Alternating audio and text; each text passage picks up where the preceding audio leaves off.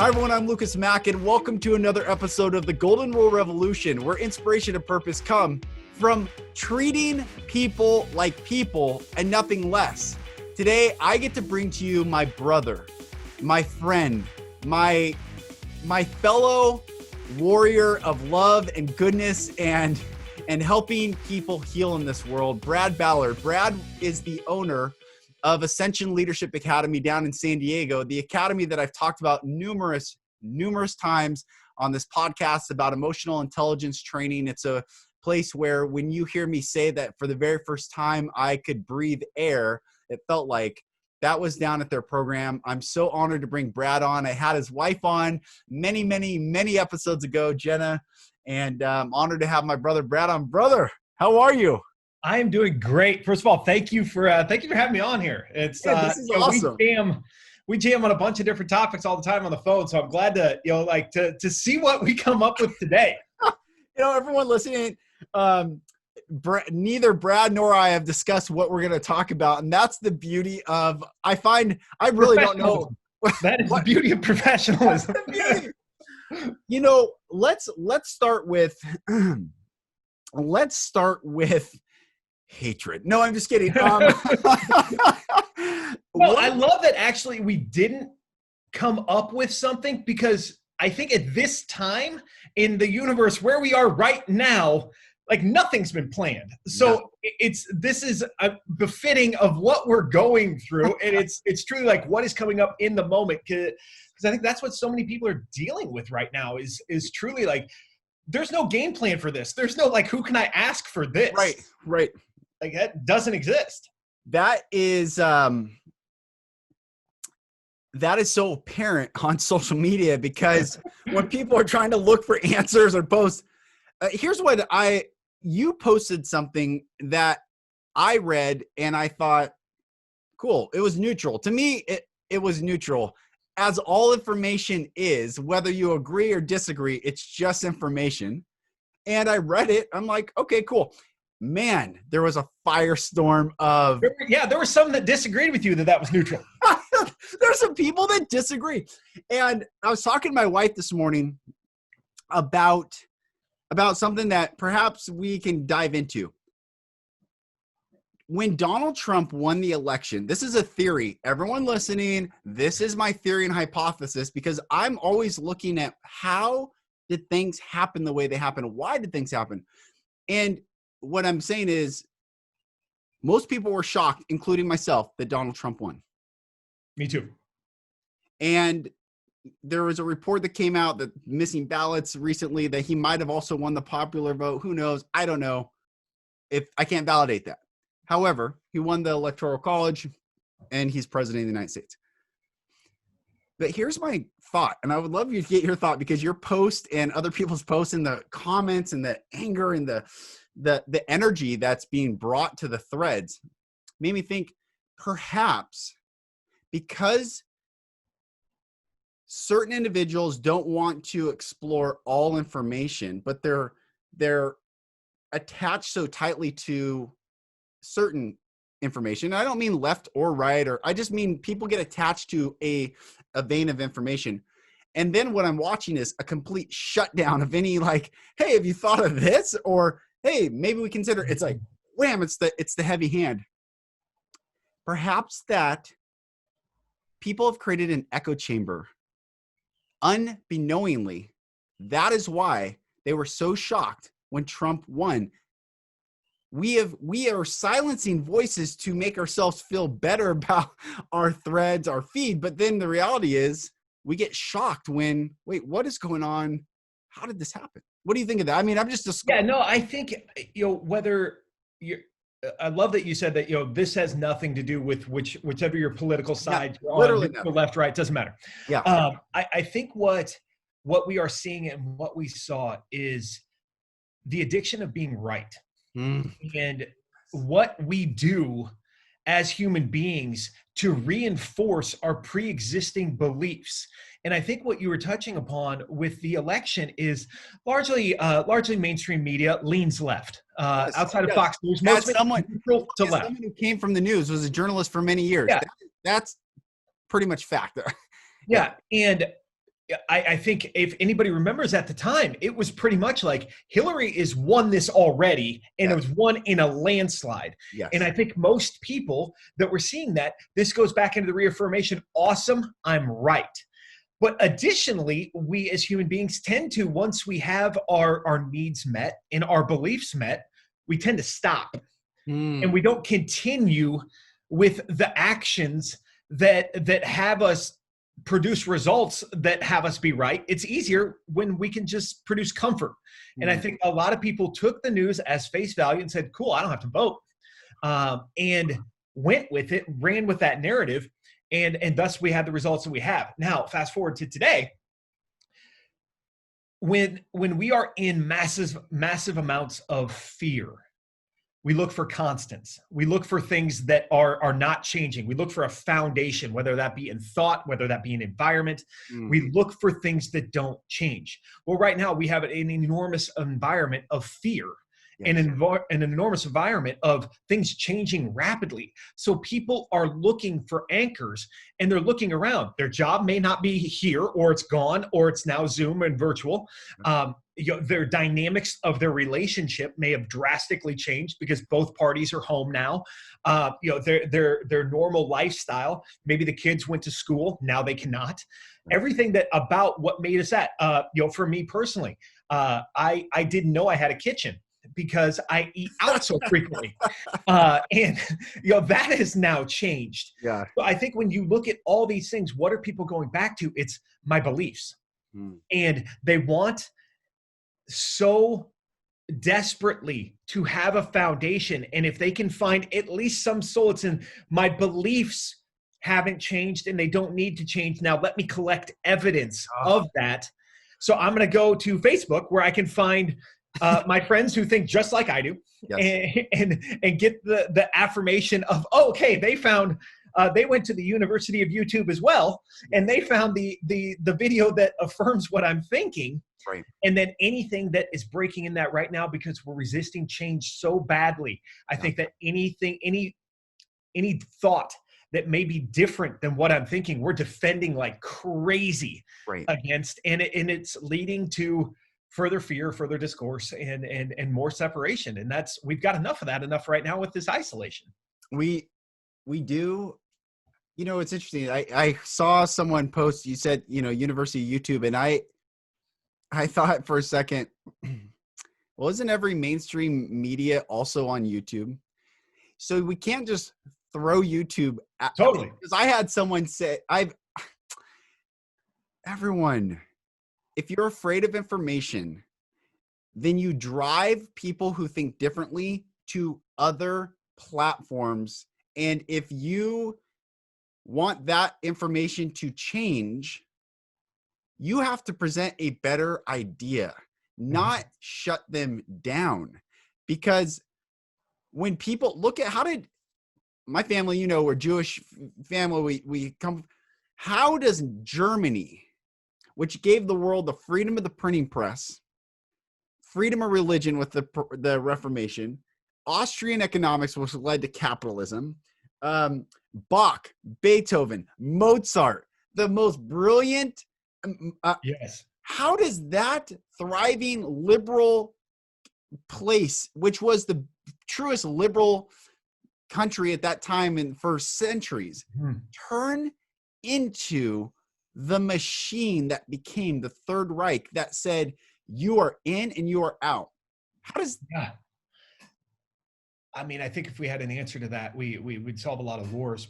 But I think it goes back to they were coming out of a war decimated economy. The Weimar Republic. Yes. Yep. And people want a lifestyle that is better, and that is not a mean, or that is no different than you and I are both parents. We want a better world for our kids. Yes. And if there is something that is being labeled as the problem by a source that you've known nothing but to trust, which largely I think most people trust at face value large stream media, and at that time they definitely did. We didn't have any other means of dispersing news. That's right. it all made sense. Okay, great. We have a problem. Let's fix it so that we can have a better world. And then that's where it stopped. And I think a lot of times that happens right now today is what is going to lead me to a better world? Cool. This is the problem. I have found the problem and I'm going to go fix it. Now, what has become the problem is when your news just becomes an echo chamber of the same thoughts, and any narrative or any thought that doesn't fit down this path is being discarded, then that doesn't work. We have to be willing to look at the nature of human being. Yes. And what we've done throughout history and what we tend to do. And look, like you and I can talk about this and go deep. And I don't want anybody to think that we're ready to go up with Ted Kaczynski and build a shack in the woods because we hate the government. That's not the case. Right.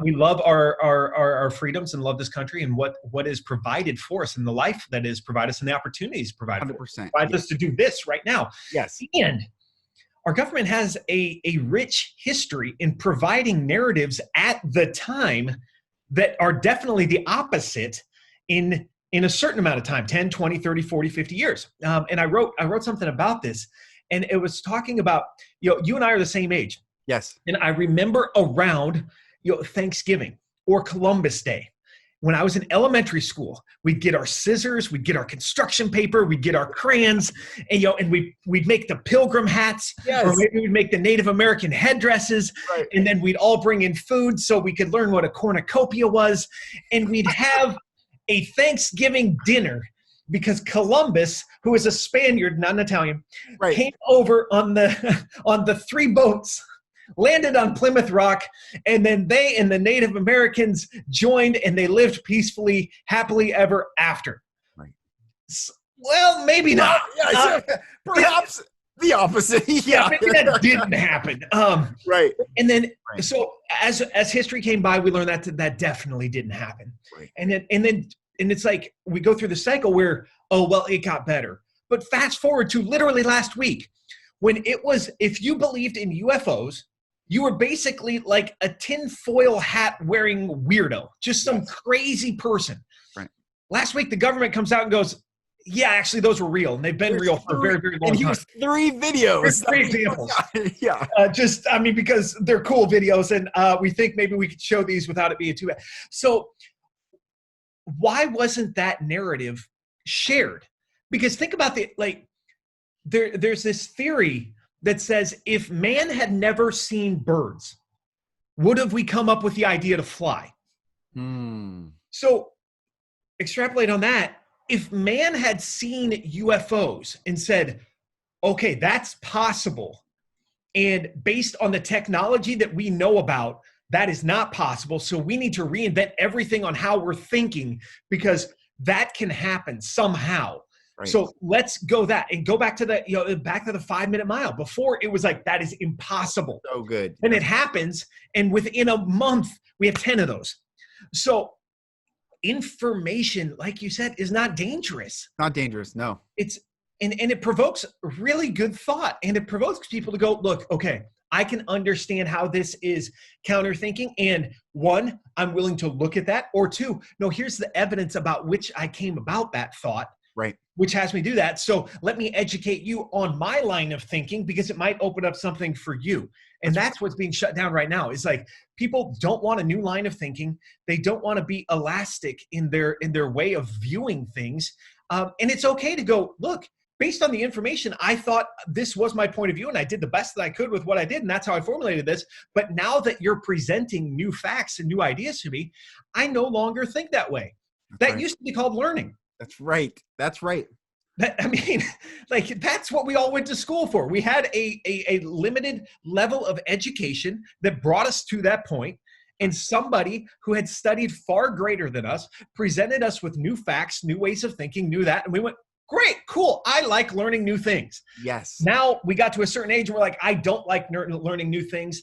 I don't like anything that challenges everything the way that I think right now. No, it's wrong. And that's not a good place to be in. It's not healthy. And one thing that I've learned since coming out of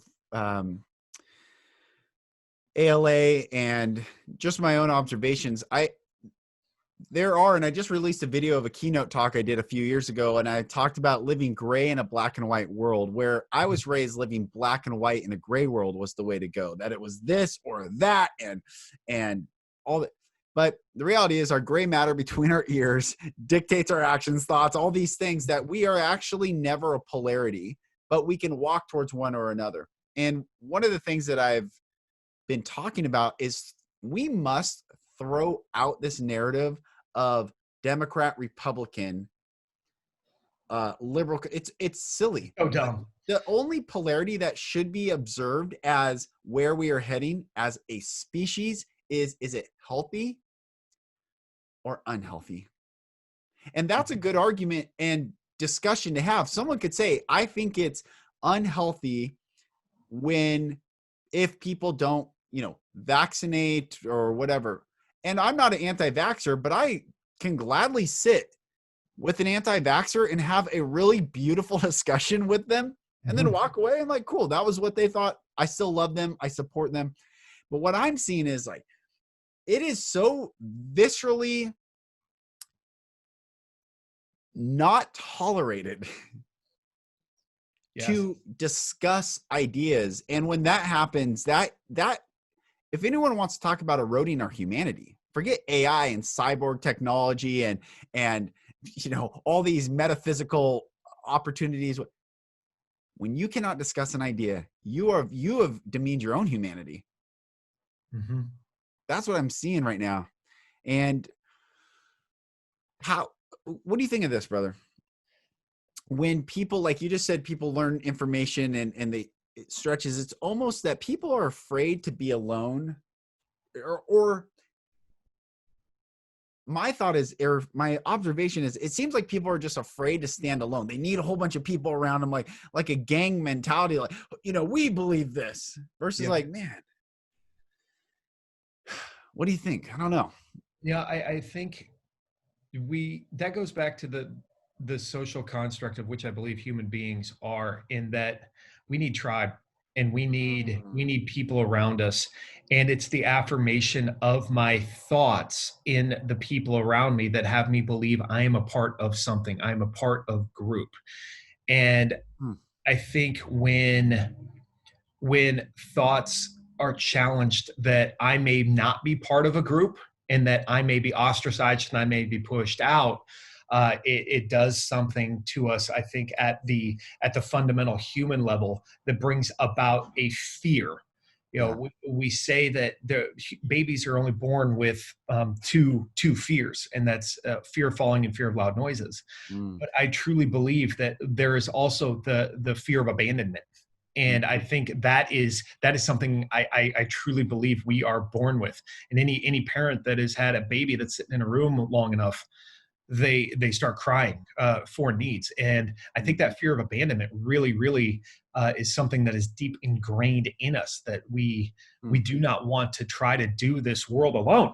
And when thoughts are being challenged that are challenging an identity of a group, I think it triggers a fear inside of us that this is challenging my group and therefore challenging myself.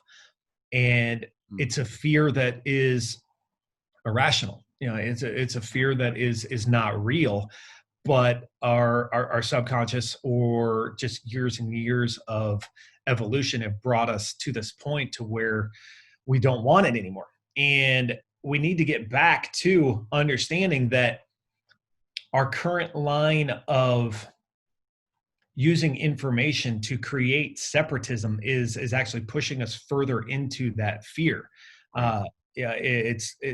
Republican, Democrat, it's stupid. Like, what do you believe in? It's okay to believe in multiple things that are considered party decisions. Like, you can be pro-human and pro-capitalism. I know many entrepreneurs are. And some people say, I've listened to arguments that the most pro-human thing you can do is capitalism. Yeah, and you can go either way. Against. Yes, yeah. Exactly. And you can be like pro-love and pro-guns. And it's I mean, there's so many things, but we've gotten to the point where it's like you've got to be this or this. And there is no, you can be this and this, or you can love this and this, and have it not be any part of your identity, because the second that we're just like, if you're not with me, you're against me, that's an incredibly dangerous way to walk through this world. And I think we've seen it with so many levels. Look back back throughout history, with starting with religion, right, and then race, and then now ideologies. And it's just like, that is, how long are we going to go as a human race being like, if you're not exactly like me, you're against me, right. as opposed to realizing like, we're one species. Yes. We're sharing one planet. Amen. Yes. And more than ever now, we have the ability to share resources and share ideologies. And there's 7.2 billion people on this planet. We've got a lot of really, really, really smart people on this planet, that if we start sharing resources here, we're going to solve a lot of really, really fundamental problems. And that's going to allow us to evolve into whatever's next. I think us working together, food would not be a problem. Water would not be a problem. Fundamental human basic needs. Right. With our technology and the way that we have, that should not be a problem anymore. Right. Really, it just shouldn't. This is so good. I've talked about this many times. It's the power of and over or. And yes, someone mentioned to me a couple weeks ago, they said, I've started listening to your podcast and I hear you say and all the time. So I'll say this and I keep it going. And they said at first it really frustrated me. Period on it. I don't say but, I say however, and unless I want to say but. Yeah. Sometimes I will say but to completely counter what I was. Anyway, we were laughing. This guy started listening and he goes, but now I get it. If you say and, you keep saying and, it's an additive, it's an additional, we can look and explore. And I made him laugh because I just finished the Satanic Bible yesterday. Read it.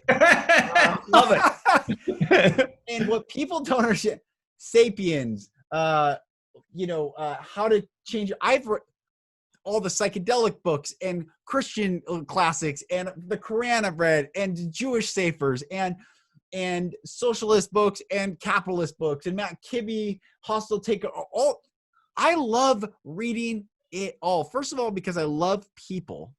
Mm-hmm. I want to. The only way for me, find that I can have compassion and empathy for another is if I really understand where they come from. Exactly. Yeah. Where's their point of view? What have they been raised on? What is the lens at which they're seeing life through? And if I've been raised in the exact same way, wouldn't I probably be doing the exact same things that they're doing? Okay. I said that that is a fundamental belief that I've held on to for probably since we met. If I grew up in your shoes, would I be any different than you? And if you grew up in my shoes, would you be any different than me? I truly, and I will make this statement to everyone, I believe that not one human being can honestly, intellectually, and objectively, with pure honesty, say yes. I would not be different than Donald Trump if I grew up in Donald Trump's house, nor would I be different than Michelle Obama if I grew up in Michelle Obama's house. Meaning, when we judge someone, say, I'm better, how dare, look, you don't know their path.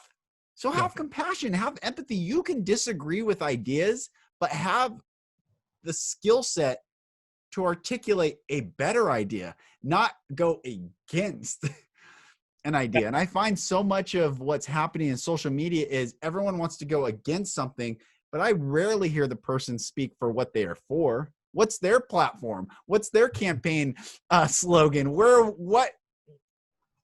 So. Yeah. And it's certainly a lot easier to go about that way, because then you never have to put skin in the game and say, this is who I am. Because the second you do that, then you have just opened yourself up for the arrows as well and said, this is what I'm all about. And that's scary too. So yeah, practicing compassion it is such a difference maker when it comes to relationships.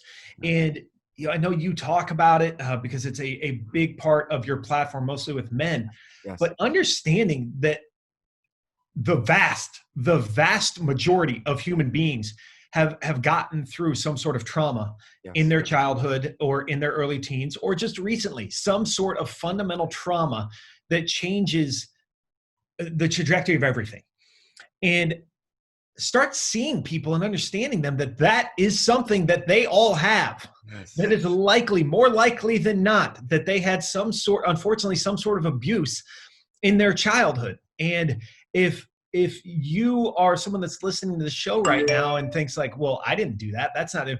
Thank God that didn't happen to you, and you are in the minority. Yes. And Yes. and start understanding that, okay, like the way they show up, the way that it's likely a trust wound from long ago that is being triggered right now. It has nothing to do with you. So hold some compassion and hold some neutrality in that, so that they can get over that fear in the moment and redefine, okay, I can trust this person in front of me. Because the second they come in with, I don't trust this person as the default, and then you show up as the boogeyman in their eyes, you're just affirming that I can't trust this person, and then it's done anyway. So compassion is such a big need for human beings in this. And when we can meet people with that and understand that, like, this person likely has a lot of things that they're not showing or telling me right now because they want to show up with their best version, or they don't want to carry that baggage around, right. which is amazing. But this is likely what has led them to be in this point, because humans are awesome. Yeah, they're beings are awesome. And awesome. People are great. Give people the opportunity to show why they are great, and they often do. Spend some time in curiosity about what makes this person in front of me special, and they'll reveal it. And every person that I've come to that I've given that space often reveals something that you would have never guessed, that you could have never seen coming. And you look at them in a different light and go, man, that is amazing, and you are amazing. So thank you for being who you are. That's so good. That's so good. You, you know my story, and I was talking yesterday. I had someone private message me, not wanted to get on the thread, and said, I am complicit in murder because I posted something, that I am essentially killing. Yeah. Okay. Pretty intense.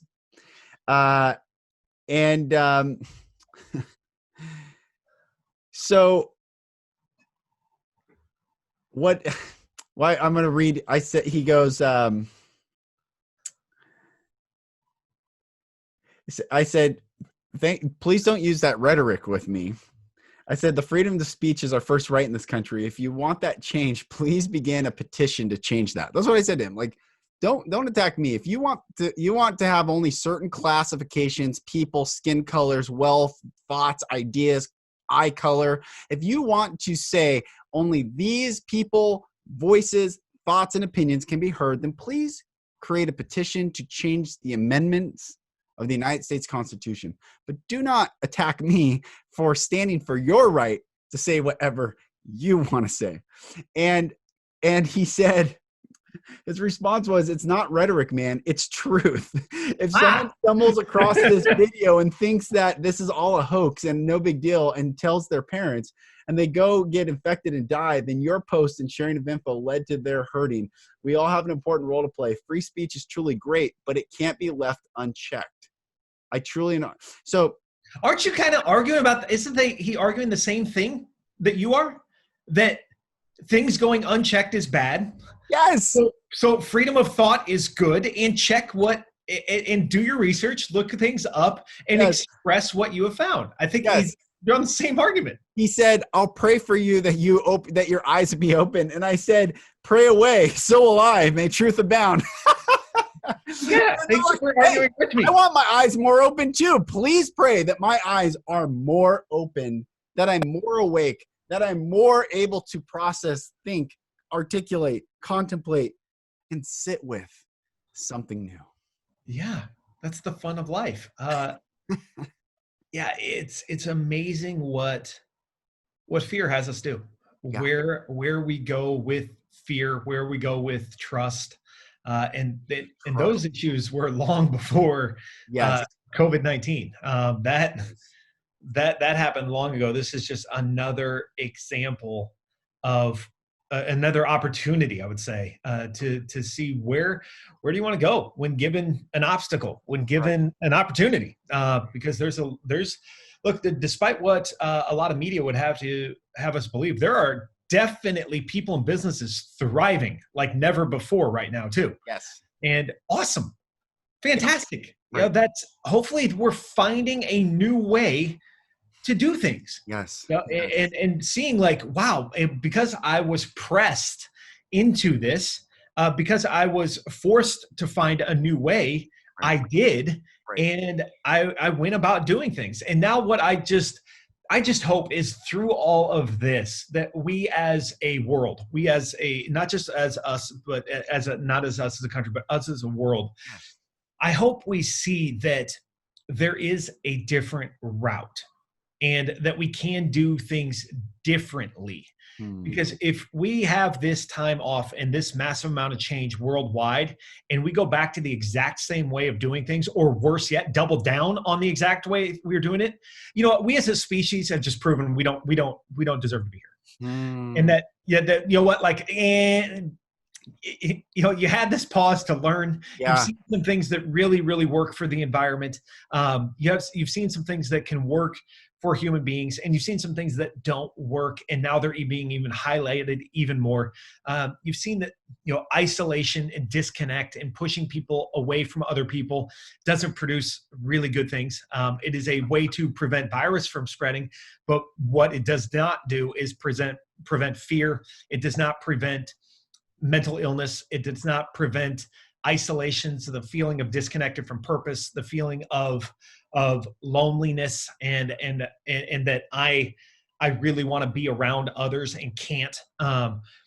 It's shown how much we truly need each other. And if we can start looking at that and then saying, you know what, I don't just need to take care of my family. I don't just need to take care of my friends. I don't even just need to take care of my country, but perhaps by just this desire to view this as I can support people anywhere on this earth. And let's do that. I mean, heck, like Amazon can get anything anywhere basically within 24 hours. Right. So let's do that. And then start working toward how can we as a group, I mean, we're on Zoom right now. And I think whoever, like the Zoom people, awesome. Congratulations, because the tool that they've been able to provide for all of us right now in keeping connection, just another example of what's possible when people get to think outside of the box and where we're going. Yes. So to your new friend that disagrees with everything that you're saying, and that this is new ideas are good. New ideas and new ideas and new thoughts are good.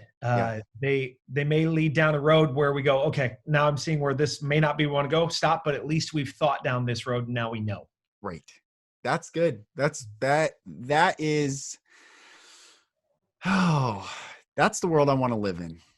I want to live in where we see, like you said, we see ourselves as a species again, where we would think it's odd. I've seen it. I grew up when I was younger in a farming area, and there was this albino deer. This is the craziest thing. And sadly, it got hit by a car probably like 10 years ago and died. But there for years, I'd see an albino deer out in a cow pasture with dairy cows, and it lived there, and we'd drive by all the time out in Arlington, Washington. Anyone, if you remember that. But it's odd. It's odd to see a different species hang out with another species, you know, and usually they're YouTube sensations when you see a bird and a cat that are friends or whatever. And what I think is odd about humans right now is we don't see ourselves as one species, or that's been lost somehow, that we're not all in this literally together. And I posted something the other day. Again, everyone has a counter, which is totally fine, because I'm not saying thus saith the Lord from me to all humanity. I just said, united we stand, divided we fall. The irony is when we fall, we all fall together and we all land on the same surface. And people are like, billionaires don't land on the same surface as me. And I said, you're right. They don't. No, I'm not arguing for, yes, billionaires are, no way. What I was saying is, man, if we don't see ourselves as a species of human beings on this planet, boy, that's that's also, if I'm, this is, man, the African, wherever country or origin they are, the Amazonian, the European, these aren't Europeans, Amazonians, Africans, Americans. These are human beings. People. They're people that just want to be loved and affirmed and held and said, everything's going to be okay. And you can do it. You can have a better tomorrow. You can have a great day today. Yep. And they're trying to do the best they can with what they've got. And that's what I know. As you know, but listeners do not. I just recently had my first child. Yes. I was going to ask about how it's changed your perspective. Yeah. You know what, the definite perspective that it changes as a parent, you just want their life to be good and you just want them to be happy. And that I'm willing to bet a lot on is what every parent, I don't care where you are on this planet. Yes. When you have a child, you just want them to be happy. You just want them to giggle.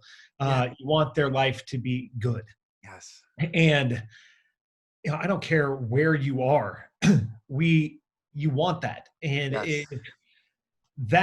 if we can get back to that basic human need, I think, I mean, I have a firm stance, and I'm willing to argue about this, that borders are not helping us right now. They served a purpose back when they were established, because it's supported in, you know, things like distribution of funds, distribution of resources, you know, information spreading, and to supporting people in some sort of controlled environment on how we're going to get around and doing our day to day. Right. But that is gone. I mean, corporations have eliminated borders. They don't operate within borders. Exactly. So we don't need to do that. And I think the quicker we start trying to figure out a way to eliminate borders across the board, and supporting each other and saying, I can solve that. Because really, like, as I live in San Diego, and 20 miles south is Mexico.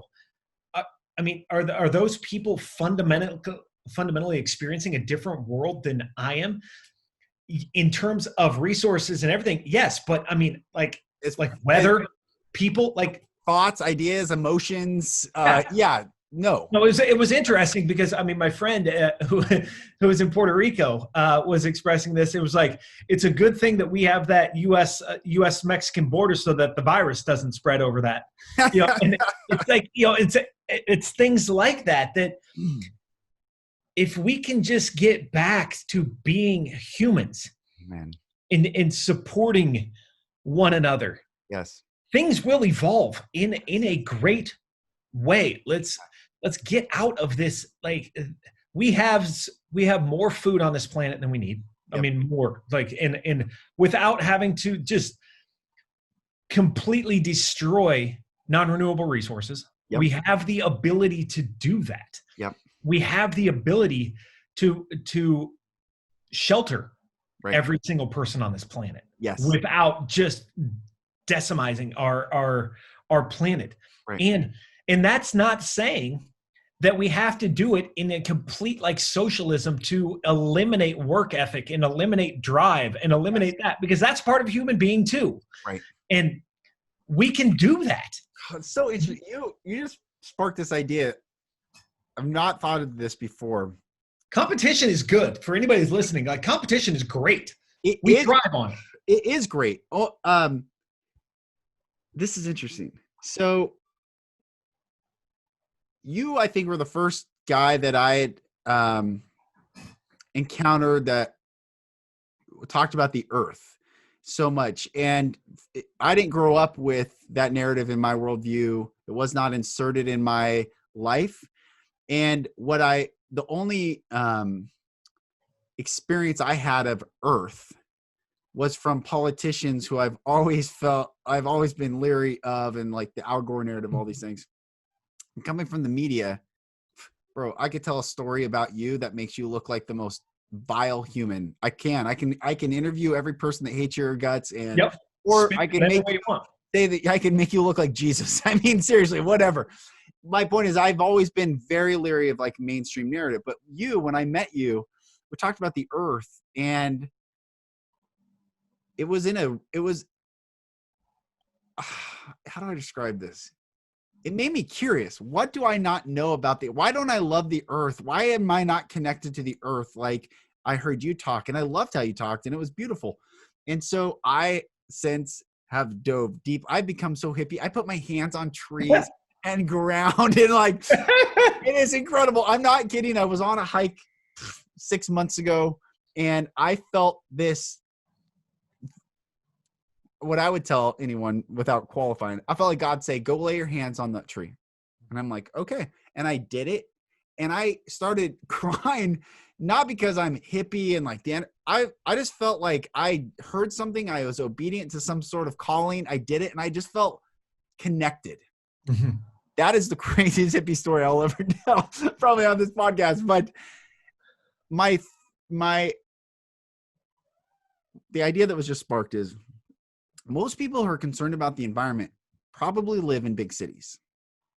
Yep. Probably see the actual stamping of too many people. But this earth, I mean, God, we've all flown in airplanes. We fly over the earth and no people, no civilization, no nothing, no nothing. All of a sudden, boom, city. And I have this beautiful vision of the earth where perhaps this planet becomes like Avatar. If we spread out and not spread out but to be in harmony, in synergy with this ecosystem that we really have abdicated our right as a species on this planet to be part of. Mm-hmm. We've lived it. We live in high rises. We're unconnected from what dirt feels like, what ground and soil feels like. And what made me think of this is when you're saying food. I watched a video that this farmer they're dumping all these onions and there's so much food. There's so much. I think it's just what I'm saying is there's just more information than just what we see in the environment around us. And may we all seek out more information. May we all look at like, what if we all spread out and lived and learned to grow our own food and harvest our own food and forage our own food? That would change immediately.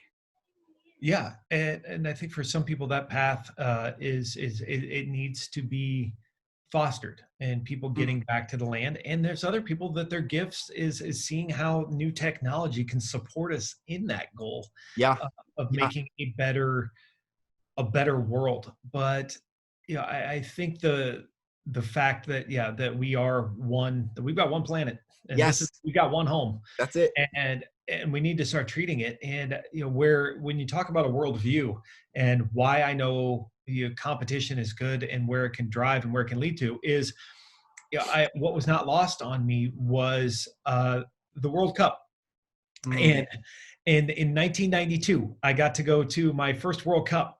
Cool. And I saw people of all nations and all over the world come together to support their team. And outside of the stadiums, everyone's hanging out. Everybody's excited because it's this one unifying idea that everybody can get behind and go, God, I love that. It is amazing. Then they go inside the stadium and then they are fiercely invested in their team winning. And it's us against them. We are going to win until the game was over.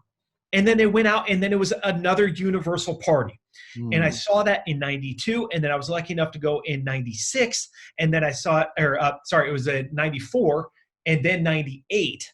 And I saw these things and I was like, this is possible. And this is just one idea with a bunch of adults playing a kid's game. Like we're just kicking a ball around. Yes. And that is, if that idea like that can spread, there's others. And we've seen it over and over again. Look at people at concerts. Right. Nobody gives a shit whether you're Republican, Democrat, straight, gay. Nobody cares. You're all here for this universal love of an idea that sparks some vibration or feeling within you. And you're just ecstatic to share that and spread that with another group of human beings. And anybody that's been at a concert, you all know, like, why is a concert so much better live? It's because of the human beings around you. It doesn't sound better. It's not going to sound better than the crisp, clean recording that you can get on your TV Right. in an amazing surround sound. It's not going to sound better, but it is so much better because of the energy you can feel, the bass from the amazing speakers that are just going through you, everybody bouncing at the same thing, and just that vibration that's spreading throughout the crowd. When you start getting like goosebumps and everybody else is doing the same thing, and what that causes across, like 40, 50, 60, 70,000 people, all in harmony, all on the same frequency, all on the same beat. And that is just one example of things that we can do as a human race. And what if we are in concert with our fellow human man all across the world on ideas? What is possible? And that's the world I want to live in. That's the world I want to live in too. I want to live. That's it, brother. That's it. Tell me what's going on with your business. Everyone, please, if you're listening to this, I went to Brad and Jenna's leadership, emotional intelligence training. It radically changed my life. To say that actually is an understatement. I felt like if there ever was one, had a born again experience down there, because I was shown unconditional love for the very first time by a group of strangers who didn't judge me, qualify me, ask me what my beliefs were before I came in. They just said, what pain are you experiencing? Let's get it out and let's heal and let's get a vision for your life. And it was just so beautiful. So brother, how can people find you guys? I know obviously this quarantine, the trainings are not necessarily happening, but I know you guys have so much to offer. So how can people connect with you and get plugged in? Yeah, ascensionleadershipacademy.com is where you can find us, or ALA San Diego, because ascensionleadershipacademy.com is quite long. So ALA San Diego is the easiest way to find us. And my wife does a lot of, she does certainly a lot more social postings than I do. So Jenna Phillips Ballard on social media, she's powerhouse. So she shares thoughts, and I want to, thank you for the shout out. But truly, I think what we believe in and what we go for is truly everybody has a vision for their life and they want it to be a little better.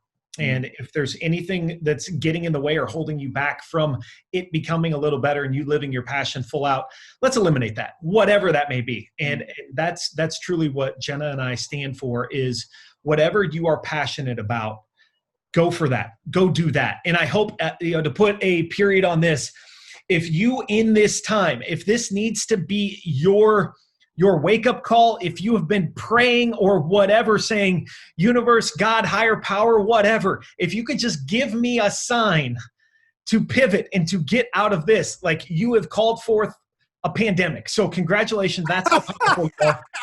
And if your life was not fulfilled, if your life was not satisfying, if you were simply surviving your own life, use this time to pivot. Use this time to go in a different direction, because if anything has proved, you can do everything right. You can do everything conservative.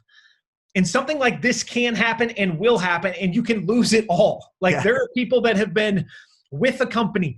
They've been with it and they've stuck with it because they're loyal. They may have not liked it, but they're saying, I'm a loyal person and I've got my 401k and I've done that. And then they just got laid off a month ago. So you've got one shot at this life. Live your passion. Go for it. Do what lights you up, because the money will come, the money will go. That's not going to change. The people in your life will come, they will go. That's not going to change. But one thing that you have every day and that will be a constant is how you view, how you perceive, and how you feel in your own lifetime. And nobody else can dictate that. This is solely up to you. And the second people realize that, the second they realize that they are the sole uncontested author of their own life, and they start treating it as such, your life will be much more fulfilled. And from that fulfillment, you get to spread that. And when we have an entire family, then an entire friendship, and then into corporations and businesses and countries and world, all operating from their highest vibration, we're going to have a better planet. Amen. Man, my brother, thank you so much for coming on today. Welcome. I love you. I love you so much. You know it. And I love Jenna and your beautiful son. And thank you for just being awesome. Well, thank you for having me on, Lucas. Love you. Love everything that you're up to and what you're creating. And when we talk about spreading love, spreading authenticity, spreading compassion, you are certainly doing it and leading it. So for that, I honor you. And once again, thank you for having me on. Thank you, brother. Everyone, thank you so much for listening to this podcast. My brother, Brad Ballard, is such a measured voice during this time, and I'm honored that he was on. If you are struggling in any way, shape, or form, go check out alasandiego.com. Look up Brad, look up Jenna, follow me. You can find me at lucasmack.com. Follow me on Instagram, Twitter, YouTube. What I encourage every single person to plug into is content that inspires you right now, that lifts you up, that creates a greater vision, a bigger vision, a stronger passion within you that does not cost unity with another human being, but can lift up your life and all lives together. So thank you for listening. I look forward to talking with you on the next episode. My name is Lucas Mack. This is the Golden Rule Revolution, where inspiration and purpose come from treating people like people and nothing less. I'll talk to you on the next episode.